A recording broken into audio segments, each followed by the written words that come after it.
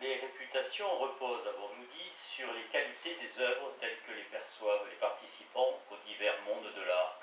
Mais elles ne les reflètent pas automatiquement, car il faudrait pour cela que les mondes de l'art puissent repérer ces qualités à coup sûr, sans jamais commettre d'erreur, ni laisser passer des œuvres de valeur. Or, les preuves abondent pour démontrer qu'il n'en va pas ainsi, et bon nombre de questions abordées dans les chapitres précédents portaient là-dessus.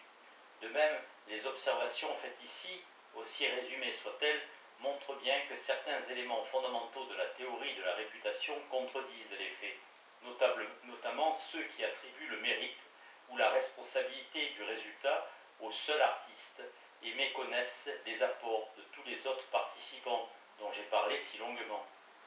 Nos éloges vont à Picasso et non à M. Tutin qui a imprimé ces lithographies impossibles.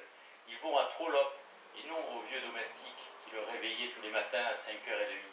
Cela nous semble parfaitement logique du fait que nous participons à tous ces mondes de l'art à un titre ou un autre. Nous partageons les croyances qui y fondent l'action collective. Or, à l'analyse, nous comprenons que les croyances adoptées ne sont pas les seules possibles et que la validité de ces choix tient à l'adhésion des membres des mondes de l'art aux principes qui les sous-tendent.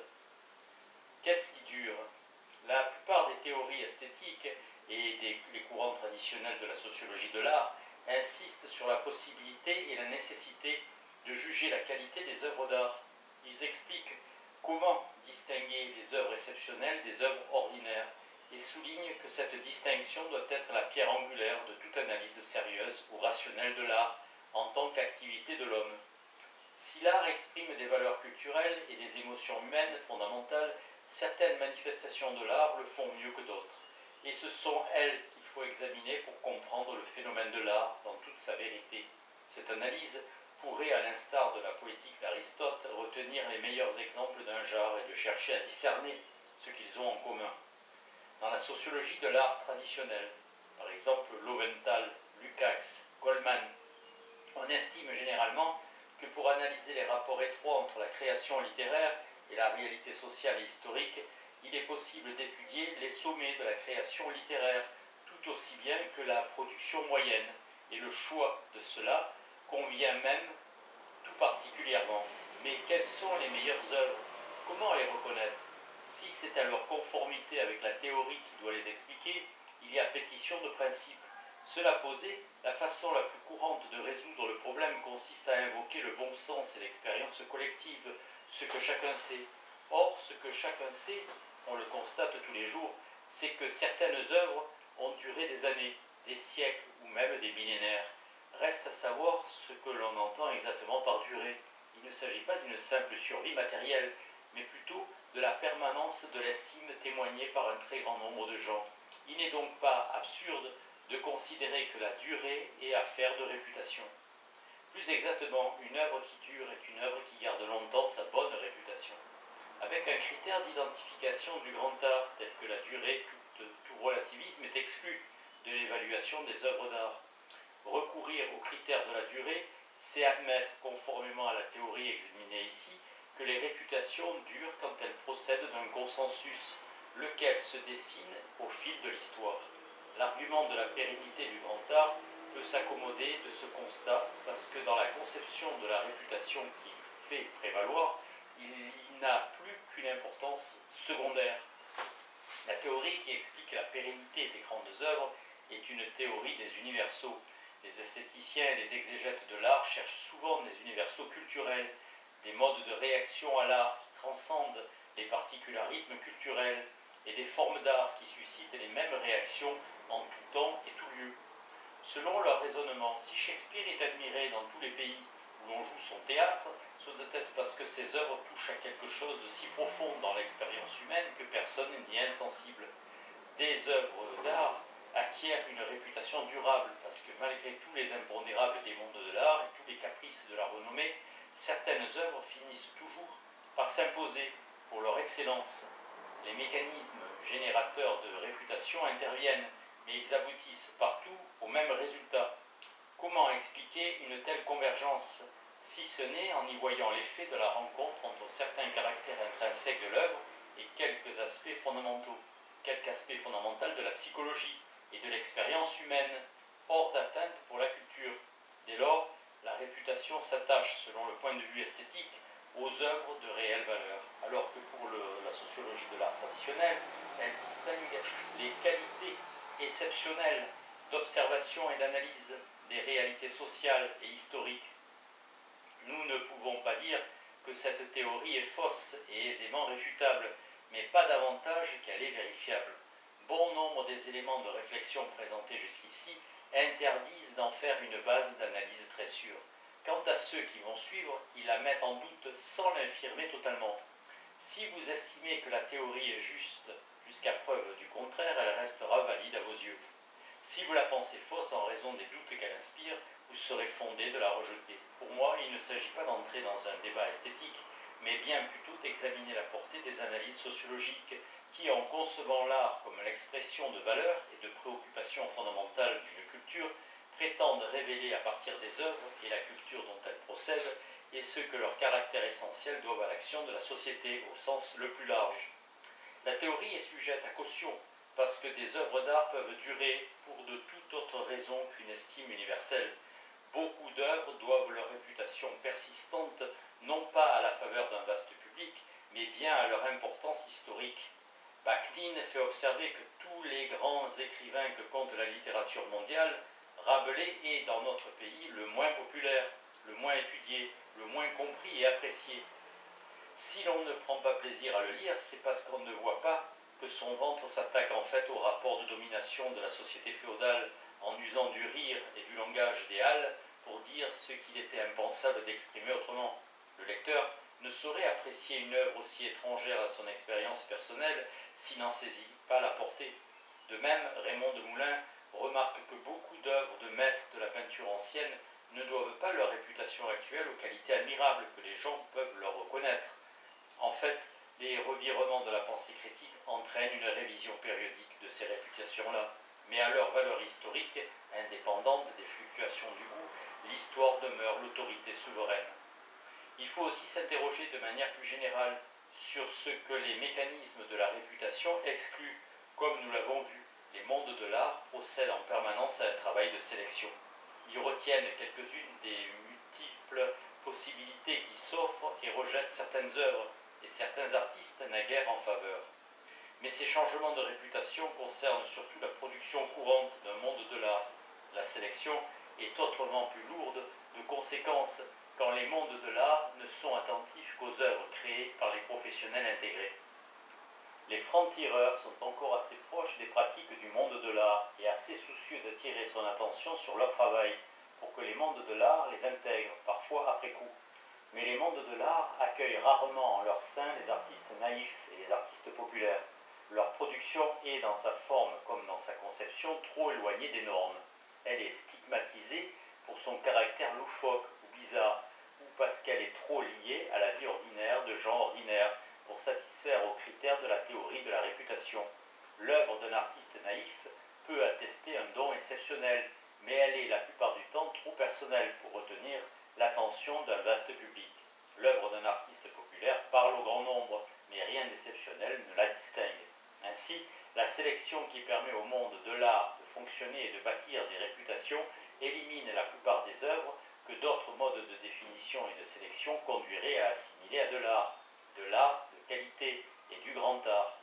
Les réévaluations qui interviennent à d'autres époques ou à l'initiative de personnes venues d'autres horizons montrent que le contenu de la catégorie art est en réalité contingent, non pas tant en raison des hauts et des bas qu'a pu connaître la réputation d'un Shakespeare, mais plutôt parce que les Ferdinand Cheval et les Simon Rodia, les Colonne Nancaro et autres compositeurs inconnus, les couseuses de kilt et les décorateurs de chariots de paysans sont exclus. Pour un artiste qui finit par accéder à la notoriété, combien de laisser pour compte? Les théories qui discernent les valeurs et les préoccupations culturelles d'une société dans son art ne se fondent en fait que sur l'art qui survit à des mécanismes complexes et variables dans le temps de sélection et de formation des réputations. Parviendrait-elle au même résultat si elle prenait en compte la totalité de la production artistique d'une société? Peut-être, mais il faudrait y regarder de près. L'art et la société On peut envisager sous un autre angle les relations entre l'art et la société. Ce que j'ai dit ici des mondes de l'art procède d'une approche théorique plus générale de la société et peut contribuer à son développement. Ce que j'ai dit des mondes de l'art, j'aurais pu l'étendre à n'importe quel monde social. Parler de l'art, c'est une façon particulière de parler de la société et des mécanismes sociaux en général. C'est ce que je voudrais mettre en évidence dans ma conclusion. Quand nous centrons notre analyse sur une œuvre d'art donnée, le mode d'organisation sociale qui nous occupe est celui d'un réseau de gens qui coopèrent à la production de l'œuvre. Nous voyons que bien souvent les mêmes gens coopèrent régulièrement, voire de façon routinière, pour produire des œuvres semblables, de manière semblable.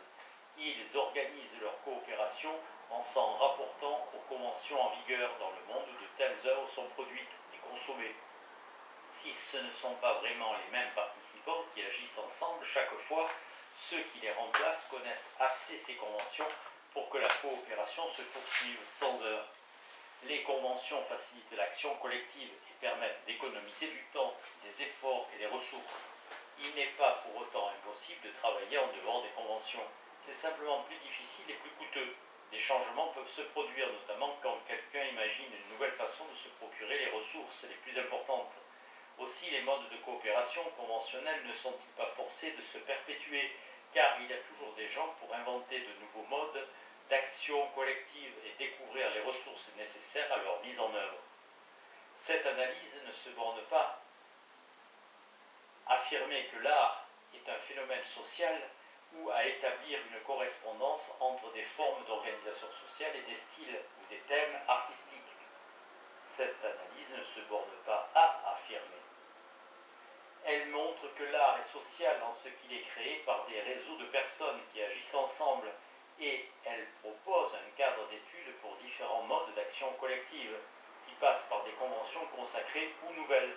Elle replace certaines questions traditionnellement débattues dans un contexte où les similitudes avec d'autres formes d'action collective peuvent alimenter un travail théorique comparatif.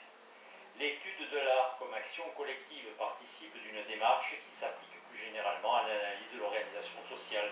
Nous pouvons examiner n'importe quel événement, un terme générique qui recouvre le cas particulier de la production d'une œuvre d'art, et essayer de cerner le réseau, grand ou petit, dont l'action collective a permis à l'événement de se produire sous cette forme.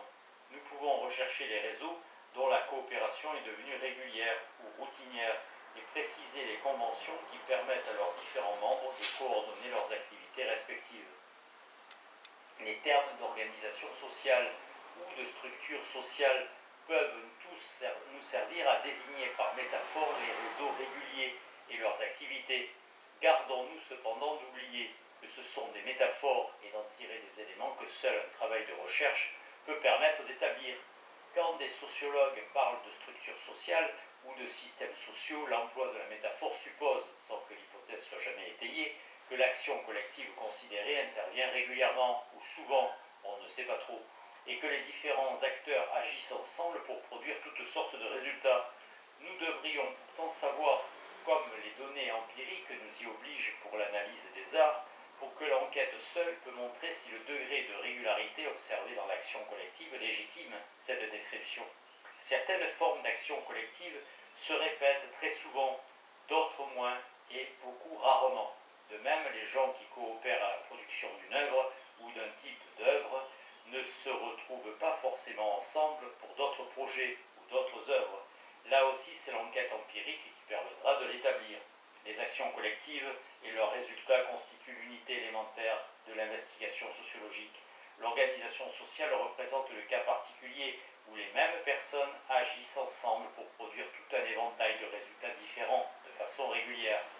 L'organisation sociale et les notions apparentées ne sont donc pas simplement des concepts, mais aussi des découvertes empiriques, que l'on parle de l'action collective de quelques personnes, familles ou groupes d'amis, ou de celle d'un groupe beaucoup plus vaste, une catégorie professionnelle ou sociale.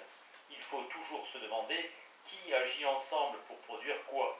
Si nous généralisons la théorie construite pour l'analyse des activités artistiques, nous pouvons étudier des organisations sociales de toutes sortes en identifiant les réseaux spécifiques de production, les intersections entre ces réseaux, en discernant le rôle joué par les conventions dans la coordination des activités des participants, mais aussi les limites que les conventions en vigueur assignent à l'action collective et les changements que peuvent provoquer de nouvelles conditions de mobilisation des ressources nécessaires. On trouvera d'autres exposés de ces idées dans les écrits de Simmel, Park, Blumer, Hugues, surtout pour ne citer qu'eux. De même, les 4 types de rapports des artistes avec un monde de l'art, les positions de professionnels intégrés, de francs-tireurs, d'artistes populaires ou d'artistes naïfs, suggèrent un modèle général d'interprétation applicable à tout monde social. Dès lors que la pratique des activités caractéristiques d'un monde obéit à des schèmes conventionnels et routiniers, tout participant capable d'exécuter correctement les tâches ordinairement requises peut en devenir un membre à part entière. Dans un tel monde, la plupart des activités seront de fait accomplies par ce type de participants. Ce sont les homologues au plan général de nos professionnels intégrés des mondes de l'art. Si l'activité considérée est le fait de tous les membres de la société ou d'une grande partie d'entre eux, le rapprochement avec l'art populaire sera plus pertinent. Certains peuvent aussi choisir d'agir en dépit des conventions, avec toutes les difficultés prévisibles. Quelques-unes des innovations qu'ils proposent seront peut-être adoptées par le monde dont ils se sont éloignés et feront d'eux des novateurs respectés au moins avec le recul du temps et non plus des excentriques. Il en est enfin qui ignorent l'existence du monde en question ou s'en désintéressent et qui inventent tout par eux-mêmes.